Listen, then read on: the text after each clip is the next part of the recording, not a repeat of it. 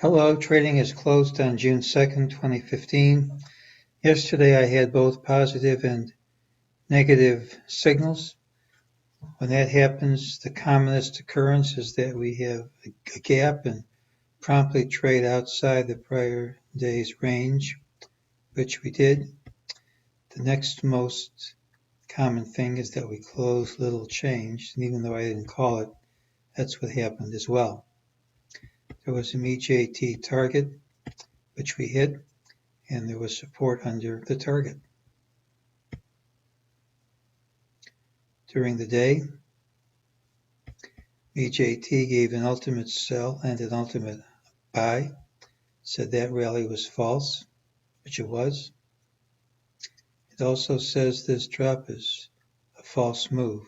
The ultimate sell has been satisfied, but not the buy. We have an ultimate target of 2117.60 with no time limit, and the standard required target of 2115.51, most likely to print tomorrow.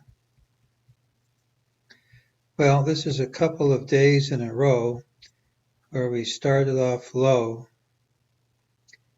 rallied, and couldn't hold on to the gains. We couldn't even hold on to the early morning high.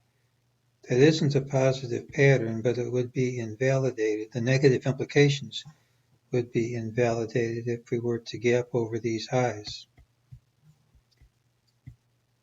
However, we're also hitting a series of lows and not holding on to those either. That's generally positive, but that